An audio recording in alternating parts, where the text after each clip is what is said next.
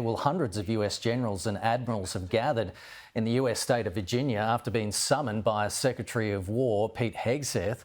Donald Trump was also in attendance at the military summit, using his speech to military leaders to suggest dangerous cities in the United States could be used as training grounds for the military.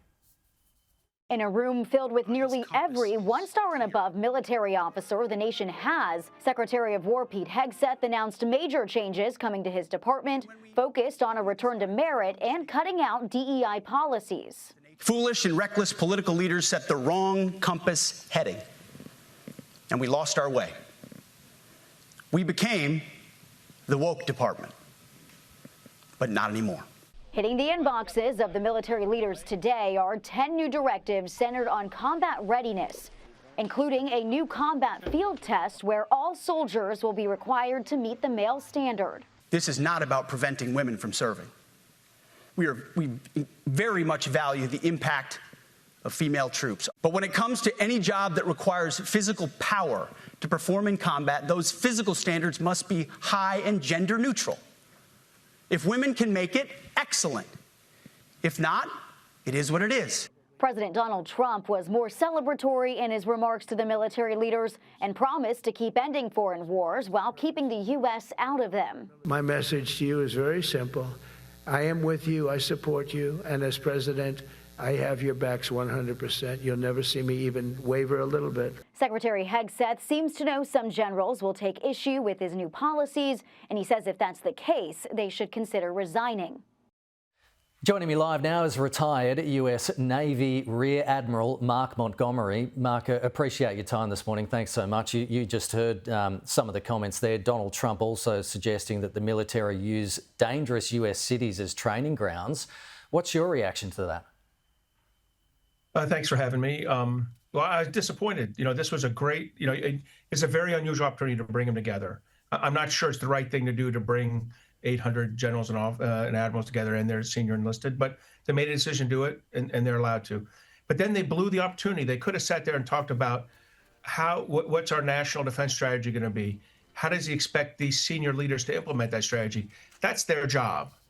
And he missed that opportunity completely. Instead, what we got was a kind of a cheerleading session followed by a diatribe against previous administrations, apparently Trump 45 as well, since they had many of these same policies that he was deriding. And then, kind of a very, backslapping, attack on women in combat. He cloaked misogyny in kind of a discussion of meritocracy. And to me, that's a real lost opportunity. You could have led, instead you derided. No value added.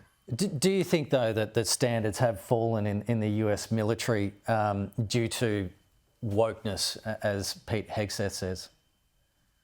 Not at all. I mean, our military looks like society. It's about, it's in the low 30% for female personnel. That's low versus society, but high versus most militaries. The spread of African Americans, Hispanics, Asians, whites is about as per society. There's nothing unusual in the military. The military is a meritocracy.